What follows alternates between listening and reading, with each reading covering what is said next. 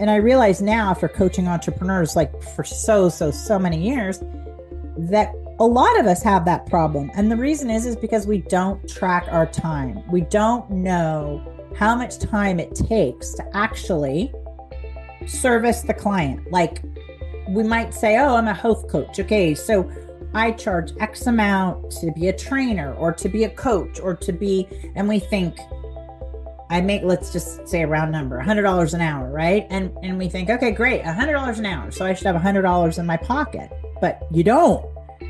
And it's because there's so much that goes into getting that one client at $100, right? And then you don't just, let's say you do a Zoom call with them, or let's say you meet them in person. It isn't just the 1 hour you're with them.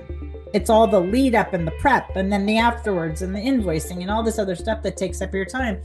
And until I learned that lesson of how to work my time into my pricing, I knew I was going to be sunk.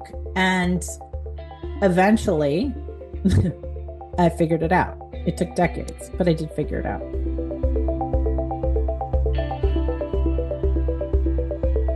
Welcome to another episode of Health Coach Academy podcast. I'm your host, Omar Cumberbatch of OmarCumberbatch.com. Thank you so much for joining today. We have an amazing guest in Marley Majcher. She is killing it out there. She is known as the party goddess, and this is something that I've always felt that health coaches should take advantage of. Just even like with the Tough Mudders and all those Iron Man kinds of competition, there's always an element where people go in and try to have a good time, socialize, drink, eat, have a good time. So this is one of those things that I've found an individual who's actually crushing it out there in that kind of space where they're just out there putting events together and doing a lot of interesting things. And I think my instincts are right. And Marley really does kind of co-sign the fact that health coaches can take advantage of this. This is a great idea. This is something I've been sitting on for a while, as many other things, but it's one of those ideas that I think keeps revisiting itself, and just how important people thrive and yearn for community. As always, please leave a rating and review on iTunes so I can continuously get awesome guests like Marley. So let's jump into the show. Hey, Marley, welcome to the show. How are you today? I'm great. Thank you for having me. Oh, my pleasure. Really excited about sharing you with the audience. We spoke off air. There's a couple things that I'm really fascinated about your story. What's funny is, and I think that especially health coaches can appreciate, any fitness or wellness enthusiasts, they like to party a little bit, right? So, and I think that, you being in this space and can talk about a little bit about that, because I always wanted to incorporate this aspect of it. You are called the party goddess for a reason, right? And you have a wonderful origin story. So I want to give you an opportunity to share that. Then we're going to jump into some questions, all in that realm of your partying and planning and some of the struggles that you've gone through as an entrepreneur. Yeah, well, I'm your girl. Where do you want to start? What part do you want me to start on? Yeah, maybe, I guess before you got into being called the party goddess, what made it? Okay, you know what? I'm great at this. I can make money off this. Yeah. That's the thing that I always find fascinating, because we have so many traits that we inherently have that we just don't realize we can profit from. Right. Well, for me, it was a really bumpy ride. I got my business degree from Georgetown, and for one of my classes, my junior year, I had to, it was, for business, but it was about like one of my public speaking classes.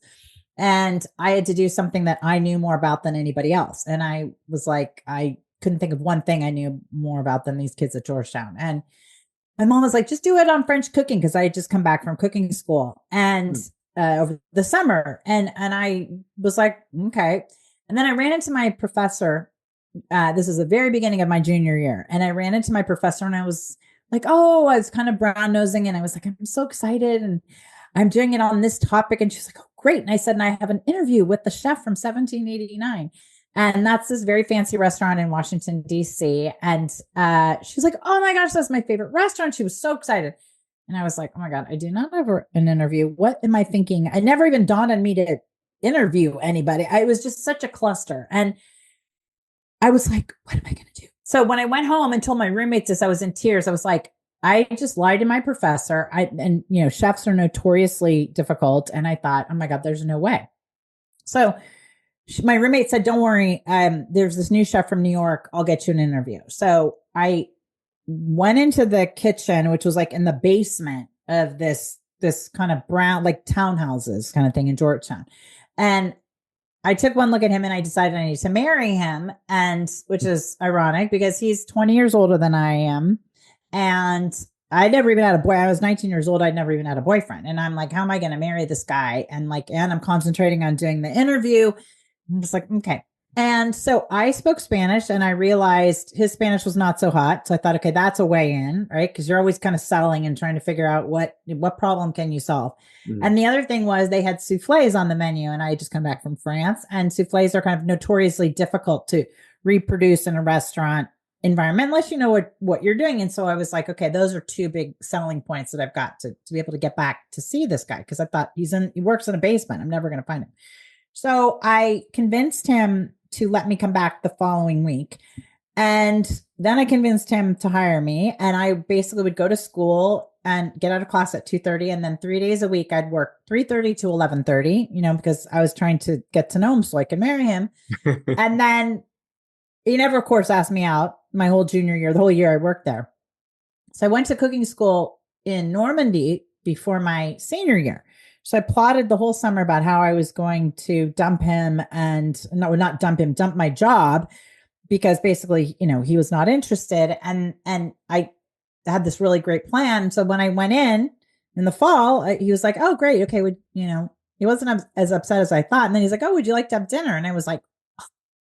So then we got engaged the month after graduation. Well, wow. To answer your question, how did I get into it? So if you want to see your husband, who's a chef, you have to get into the restaurant business. So long story short, we went back to California, where I'm from, Pasadena, and we opened a restaurant. And he was running the kitchen and the whole aspect, and I was running the books and doing the marketing and all those other kind of things. Well, what I realized was I'm super competitive and very goal oriented. And so I set a goal of I'm going to do $1 million a year in sales. Well, that's great. But if you spend 1.1, yeah, you technically, I guess, have accomplished your goal, but you haven't really done a very good job. So I obviously created a lot of problems for myself and was having a ton of doubt because it's like, here I am going to had gone to this amazing business school and I can't figure out how to apply what I had learned into my own business, which is what I realized a lot of entrepreneurs have that problem, right? Is we might know what to do or we could tell somebody else what to do even, but it's like, we can't see the label from inside the jar for ourselves. So long story short, he and I, so we go about this for many years. Thank God we owned the land where the restaurant is. And now we're having financial trouble. You can imagine I'm digging myself into this big hole. We're getting a ton of press. We have fabulous sales. All that is really great. But I then get pregnant because I'm like, oh, this will solve everything. So now I've got a 1-year-old, a marriage on the rocks. I mean, just the whole freaking thing. And so now I have a very bad skiing accident and I'm in a brace up to my hip. And my dad is like, this is insane. Like, why don't you love the events? Why don't you just focus on the events and we can partner up with this restaurant? And I was like, okay. I was very hesitant to do that because I just felt like I'd failed. Well, I had failed in a lot of ways, but in the long run, it served me. So we cut the deal with this other restaurant group. I'm still in business with them today, more than 20 years later. And I did take my dad's advice and I went off and just focused on events. And that's when I started the Party Goddess. And I thought, okay, now I can do my goal setting, but I'm not going to have the issues of all the overhead and all the employees, et cetera, et cetera. So I should be good, right? Wrong. Was focused on sales, was focused on, what everything looked like on the outside and not focused enough on my numbers and really having that solid foundation for this is how I price. What are my costs? What are my costs to get sold? Mm-hmm. What goes into all this? What's my overhead, et cetera? And so we started getting into the same problem I had been in before.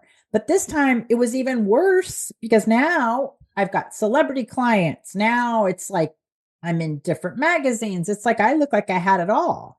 But I really had this dirty little secret, which was that I could not figure out how to make this business make money. And so now, fast forward, I'm at dinner with my parents and my dad.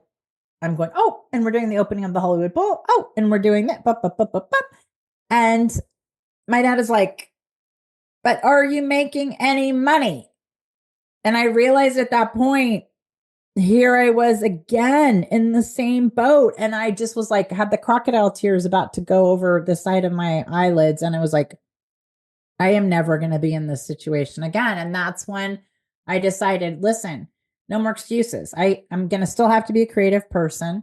I'm still going to have to, change the fax toner and wear all the hats, be the marketing girl and be the event planner. But I'm still going to have to figure out how to make money just like everybody else. And I started reading everything I could, every kind of business book on like cost of goods sold. Like I treated my very small business like it was a very big business. So I thought, how would this big real estate company do it? And I started realizing that big businesses, like it's all about your cost of goods sold and then you do your markup, right?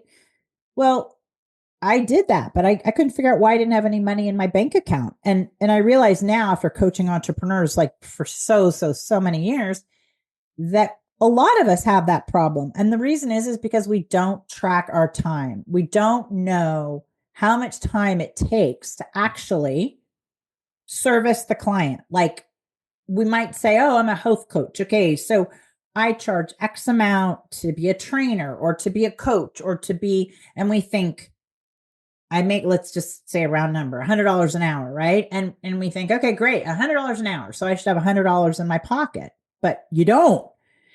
And it's because there's so much that goes into getting that one client at $100, right? And then you don't just, let's say you do a Zoom call with them, or let's say you meet them in person. It isn't just the 1 hour you're with them. It's all the lead up and the prep and then the afterwards and the invoicing and all this other stuff that takes up your time.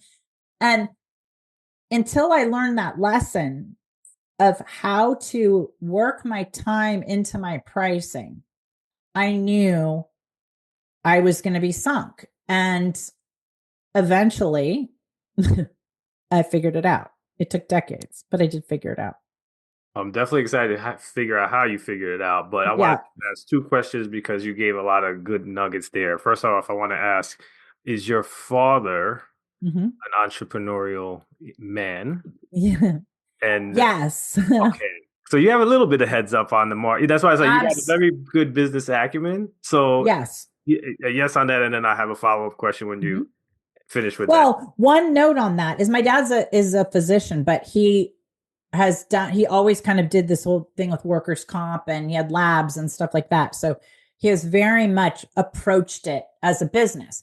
But that actually to me almost made it work because so many of these things are in your head, right? So much of it is mind games. And that's what I was telling myself. I was like, I have been to business school. I have a father who's an entrepreneur. I love business. I read about business and I still can't figure it out. Like from my perspective, I'm like, how lame must I be? You see what I mean? If I still can't figure it out. And you really got to get over that in your head before you're actually ever going to make any progress. But what's the next question? Yeah, because the way you would describe it, I'm just thinking of it like, and I've been through that before where it's just like, that financial thermostat, right? No, just like you can't get past that, whatever that number is. And no matter what, it's just, that tops out. So was I onto something? Absolutely. And I think we all get stalled out no matter what it is, like no matter what your KPIs are for your business. So it could be you just can't crack that sales number, or you can't crack a profitability number, or you can't crack a body mass index. I mean, it's one of those things, right? You hit a plateau. There are plateaus, and so much of it is, well, a huge part of it obviously is attitude, but so much of it is also what you tell yourself. Because I think the more we keep telling ourselves, like, I'm never going to, like, we have to be careful about how much negative talk. Right. And this is pot, meat, kettle. but we also have to have the skill set behind it, right? We can't just say, I'm going to write down my goals and manifest them, then it'll all be fine. You actually have to, how do I fix my pricing, right? Or how do I get more clients, not just like one more, or how do I get off this plateau? Like, how do I really shake things up? And that's sometimes you just have to kind of like dump all the toys out from the toy box and just sort of start again, and approach it almost as if it's a brand new business, even though it's not. To me, sometimes tweaking things doesn't get you over the hump. Like if you genuinely at a plateau or you stalled out or you've been in the same spot for a while, sometimes it's almost like, oh my gosh, I got to turn everything on its head. Mm-hmm. And that's what you did, or what was your break? Well, that's what I do. Oh, yeah, all the time. And when my thing was, when I realized that I was stalled in terms of, I realized there were good things, right? I knew how to attract a lot of attention for my business. I got celebrity clients. I kept realizing I need to leverage these clients. It was like I needed to always be taking photos. They need to be going on the website. You needed to be leveraging things. I got that part. I was good at what I did, right? But what I just constantly struggled with, it always felt like a seesaw for me. It always felt like one thing was up and the other thing was down. Like I could not get the balance of how do I not work 24 hours a day, right? And actually make progress with like making money and having it sit in and starting to accumulate it. That was what I chased. Now, a lot of people chase different things, right? Some people just are like, I can never get past X number of clients a week, or I can never get past X amount. And so what it is you have to do like a radical shift. You can't just, oh, I'll just make one more call. I think sometimes you just have to start fresh and brainstorm like a list of 20 things you can do, or ask Chat GPT, or go take a class online when you are like, I don't need to take a class online about healthcare. I don't know, something that's just going to click and shift you out of whatever rut you're in, right? Because it's like your tires are just spinning. You just need some air under your wings. Yeah, because when I was doing the research on you too, I know that you're very big on like pricing and how to establish proper pricing. And you had all these celebrity folks who you were working with. Were you undercharging them, or were they even a factor in the equation? Or they were just more of some people who were just bringing attention to your business? And if so, your clients, were you undercharging them for a while? And that's why you were. Where it started was okay. It started with, I wasn't sure. And let me elaborate on that a little bit. I couldn't tell you. See, I believe if you really know your business inside and out, I should be able to say to you, Omar, from this activity, how much do you earn, or whatever the goal is. So let's say if I say a podcast, so I say, okay, Omar, you just did a podcast, you taped it, it took an hour to tape, and you had the setup before and after, yada, yada, yada. So for 2 hours of your time, I'm making that up. What do you need to see? What's your ROI? And you might say, I need to see 10 new subscribers. I need to see 20 shares on Instagram, because you know that those 20 shares are going to turn into 3 people on your mailing list, and you get where I'm going, right? It's the metrics. And we have to have each of our key activities. We have to know what is the return we're expecting. And I couldn't tell you, oh, if I do a corporate event, I'm going to make more money than if I do a wedding. I just saw it as, oh, a wedding, you'll make a lot of money, but I hadn't broken down the steps. Do you know what I mean? It's almost like you have to deconstruct each type of client or each product offering you have. And I hadn't done that to know, oh, I should go after more corporate events. Or it was just like, oh, I'm an event planner. I will take events. But that wasn't the right approach. It's like you have to really drill down and be like, who's my target audience? Who is going to pay me what I think I should be paid without driving me crazy, right? Because some clients will text you all day long. I mean, that's where you get into trouble. Right. But I hadn't done that step of stepping back and saying, what's the most profitable area of my business and how can I get more of it? And how can I do less of the stuff that's not profitable? I couldn't do that because I didn't know what was more profitable than not. Well, I don't want to give you an excuse, but obviously you were good at it. And sometimes when you're good at something, the time component is Right. just, you know, doesn't even equate. So it's like you don't, Exactly. yeah. Now, the thing is, though, about the time component, you're right. But if we're talking about people who are stalling out or people who are getting stuck, that is really where I highly recommend, like my one tip, if you get anything from this whole podcast, would be to just track your time for a week. Mm-hmm. I would just say, literally, I don't care if it's on a piece of paper, I don't care if it's in an app on your phone, I don't care what it is. You just pretend you're a lawyer, ask ChatGPT how a lawyer tracks their time, and you just literally write it down. If it means, oh, don't write just 30 minutes lunch, like you set the timer and there's a discipline in doing that. And if you will do it, you will really start to see where your issue is. And that's how you get out of that stall or that slump, because you start to see it from a completely different perspective. Like for me, I can say, show me somebody's timesheet and I can tell them what they can fix, how they can fix their problems, because we just spend too much time on things that don't provide that return on investment. Mm-hmm. Pretty much. It's fascinating because you said it like a health coach would do. They've a lot of us when we start out, instead of the time we do the food, and then financial advisors, instead of the time they might not do what you actually spend your money on.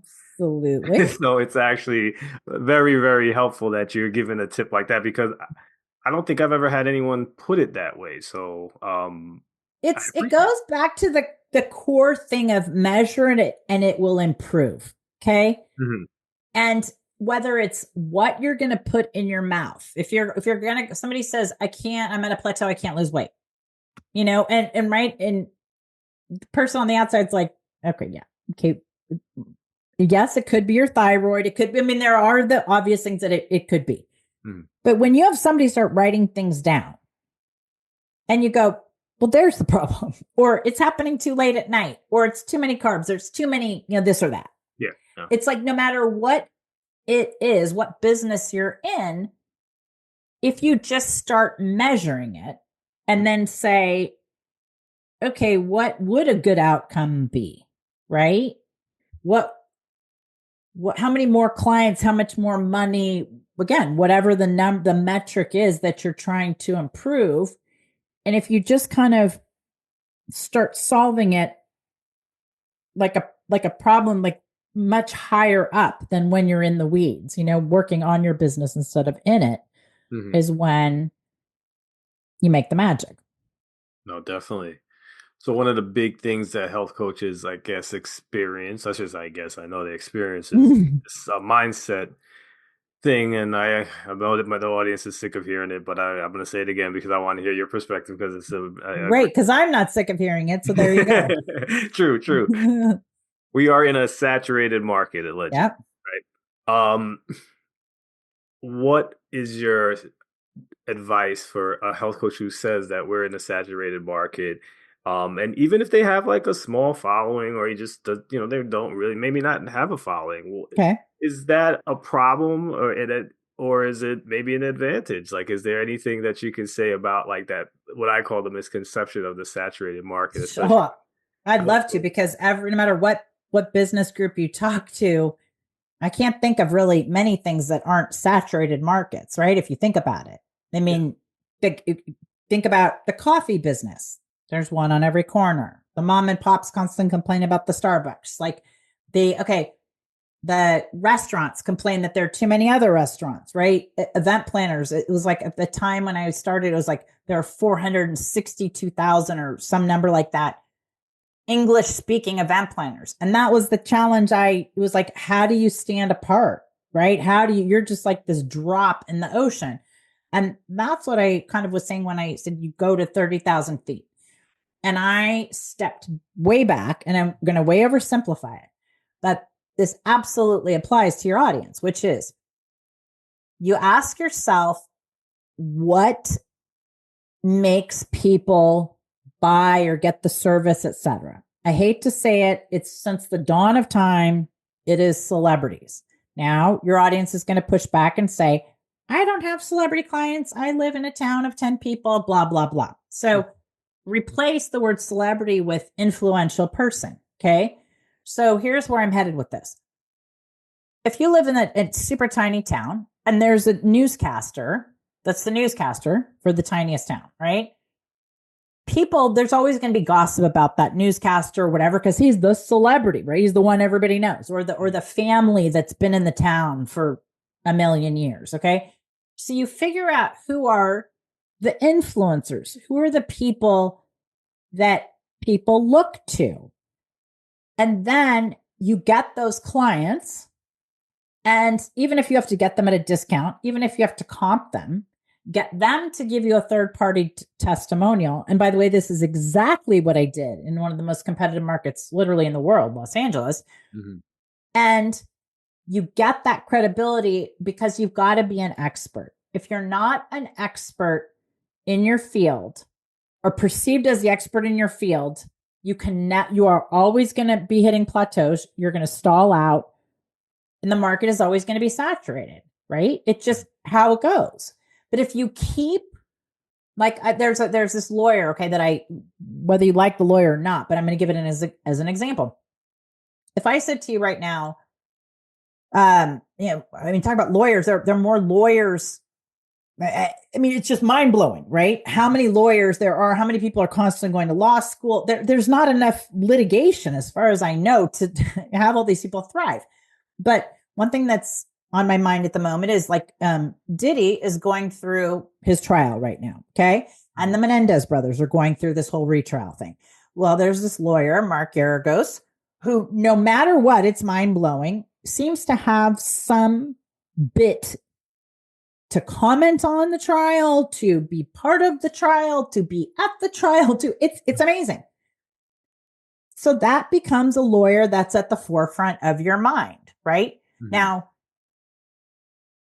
he becomes on the tip of your tongue, right? You think of lawyers and obviously I'm saying in my case, because I happen to be listening to this, but that's what you find a way to, the health coach or health professional finds a way to insert themselves into the conversation. Okay. Mm-hmm. So let's say it's the local Whole Foods. Let's say it's you become the person, you do a guest 15-minute chat on this, and this, you do an Omar's podcast, and then you repurpose it and you make sure that Omar's tagged, right? You take somebody who's a bigger fish and you do a collab with them. If you're really small and new in town or new at your business, then you find a bigger fish who you can do a collaboration with. All those things are what starts raising your profile and what soon will get you out of, it's a saturated market. My other answer to a saturated market is that you haven't demonstrated your unique selling proposition clearly enough. So many times when I coach people, it's what makes you different? Mm-hmm. And they'll be like, oh, okay, it's this. I'm like, okay, that does not make you different to the customer. To me, what's going to make something different to me is there's a million dry cleaners out there. All the dry cleaners do hemming and et cetera, et cetera. Well, there's this one woman who will come to your house. Game over. I will pay just about anything for people who will come to my house. Okay. Right. Yeah. I am a much more select, a smaller group, but I will do anything because it is so inefficient for me to leave and go do stuff like that and then come back to get on with my day.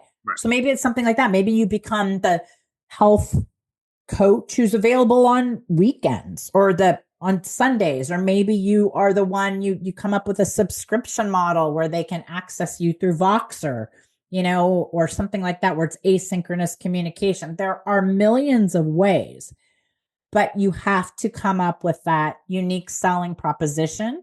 Mm-hmm. And it isn't based on, oh, this is what I'm best at, so this is now what I'm going to have.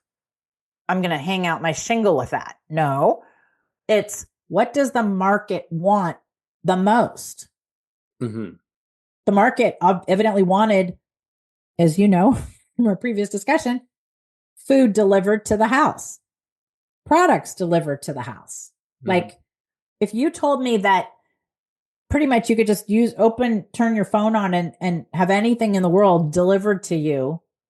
If you had a credit card, ages ago, it'd be like, no way. But people will pay premiums and you rise totally to the top, and the market is no longer saturated. But you've got to really figure out what the clients want. That's what that the market is not being served currently, and how do you uniquely communicate it? And if you can hitch your wheel to somebody who's influential, that's by far the easiest way to do it.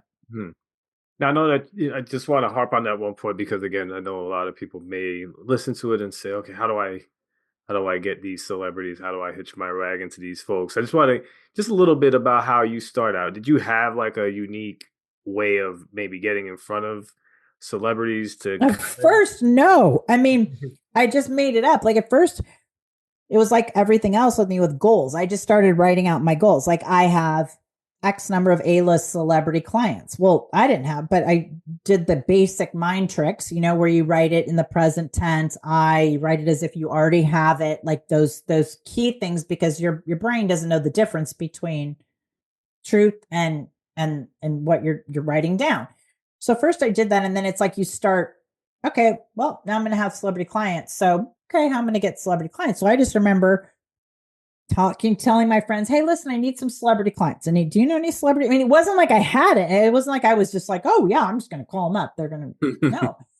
But what I did was I started telling people, this is what I needed. I needed this resource. And then one of my friends said, well, I don't exactly know how it could help, but one of my friends does fashion PR.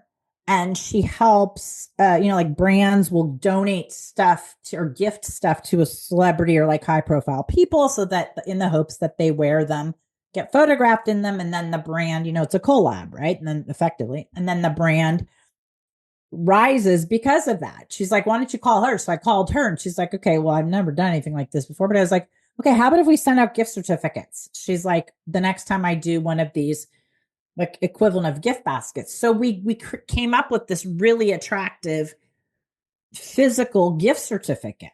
Mm-hmm. And that is what I would recommend doing. So you send out a bunch of them and have them be like, maybe they go via FedEx. It can't just be like a little like random postcard flyer, right? It has to feel special. And that's kind of the nice thing, is that everything these days is digital. So my God, you send something in the mail to somebody and they actually have something to open up. It's like, whoa, this is special. And you send them something that'll knock their socks off, get their attention. They try you, let's say, for free or at an incredibly deep discount. And are most people going to answer? No, but you're going to get a couple who are, and then you build on it, right? And then you have a deal with them. You say, okay, I'm going to, get them to respond to the certificate. You get them on the phone, and then it's kind of like,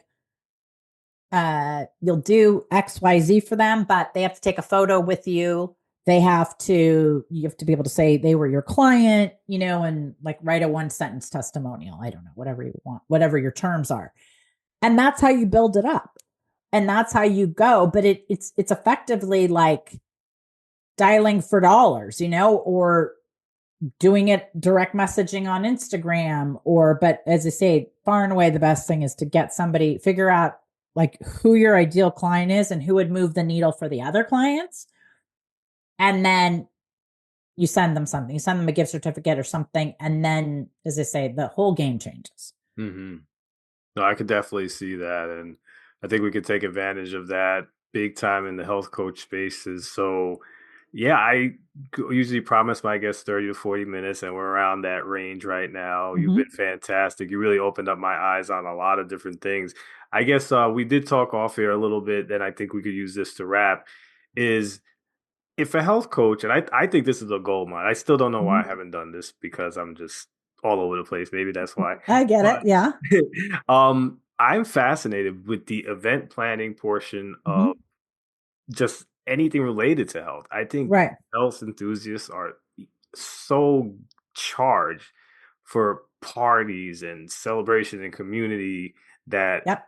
get a little bit of alcohol, food, Right. and saying it's just something that I think that is such a good idea for health space.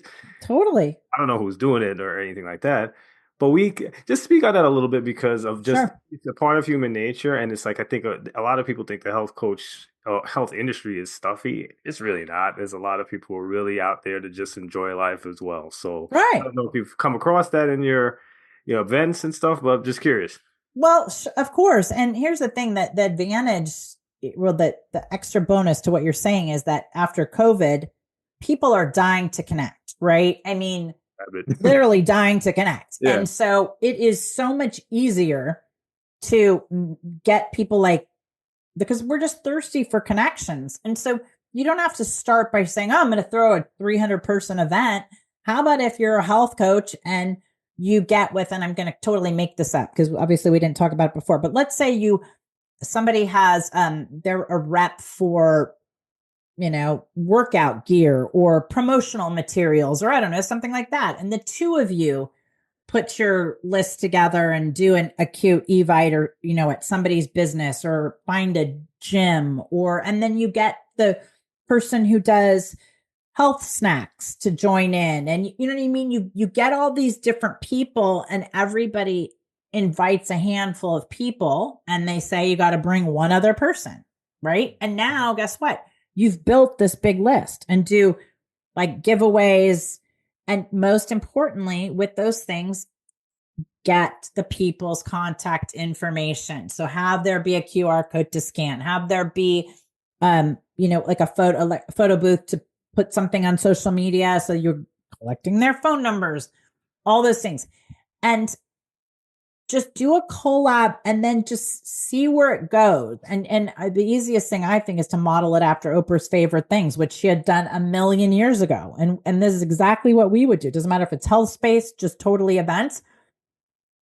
Just have a party, and each person, each vendor who benefit or who's participating brings 10 items or however many people are going to be there, right? And they're like giveaways. And so it's like you're creating your own kind of gifting suite.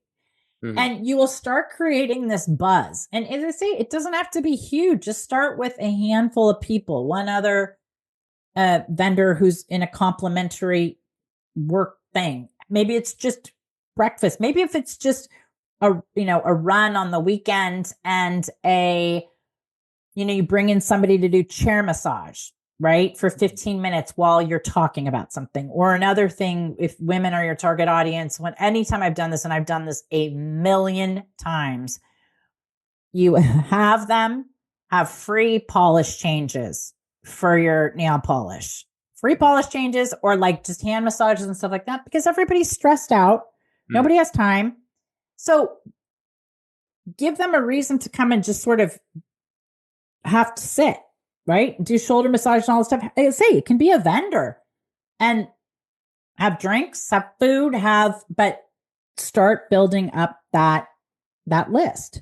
Mm. And so that you are sending out, like a newsletter every week, so that you are doing promotions on social media. Maybe you do something where you um, just do it with a bunch of other vendors and you create a little party that is just a little photo shoot party, right? Where you take photos. We've done this, and then you tag everybody else involved and then just build up your email lists. Yeah. I mean, Right. excuse me, build up your social media following. Right. Uh, there are so many ways, but you have to start somewhere, right? You have to just pick one. And Mhm. even if that means, hey, let's have 10 people get together for a Bloody Mary bar on a Sunday at somebody's house, Mhm. or at at a gym.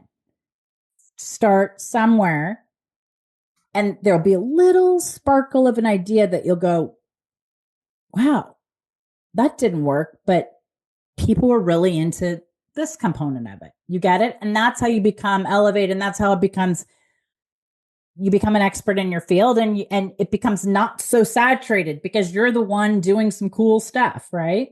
Right. And you're reminding people of the business you're in. Mm-hmm. Oh, that's what I think is going to be a big deal. You have to just keep telling people what you do. Right. And just over and over, so that by the time they hire, the person is ready to hire XYZ health coach, they think of you. Right. Yeah. Bingo. I think it's great. I'm so happy that I found you. Thank you. And even if I don't jump on that's not a saturated idea either. No, it is not. And it works. And I do it, by the way, in a very, very, very, very saturated market. And you want to talk about a market like Los Angeles, where everybody's like, I don't want to drive. I don't want to do it. I don't want to. I promise you, I've heard every excuse, and it still works. Yeah. Awesome. So please tell us how to keep in touch with all the great stuff you're doing, your website, social media handle. You obviously do one-on-one coaching. So if health coaches out there who would love to jump in work with you, please share that. You have a book, you have a lot of things going on. So just the usual. Yeah. So you can find me on, if you want the Party Goddess stuff, you can find me on Instagram at the Party Goddess. And, or if you want coaching, you can go to theprofitgoddess.com. And I believe it's theprofitgoddess.com, and then it's /NYP. And that stands for Nail Your Pricing. But no matter what, it's on our website, and you just fill out this thing, and we give you a whole free pricing guide that can start getting you on your way, and really drills down into drills deeper into a lot of the things that we're talking about today, so that you don't have to make all the mistakes that I've made, which are many. That's what coaches do, Exactly. That's what we're here for. So, yep. Oh, Marley, you've been fantastic. Thanks so much for jumping on the show. I hope you have a great rest of your day. Thank you. So I hope you have the great rest of the day, and thanks for having me. A pleasure.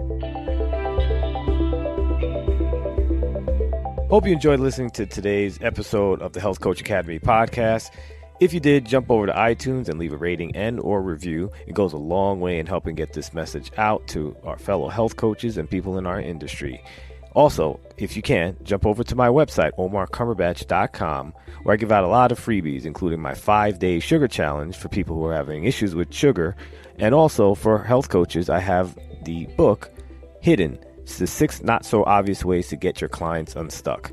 Have a great day.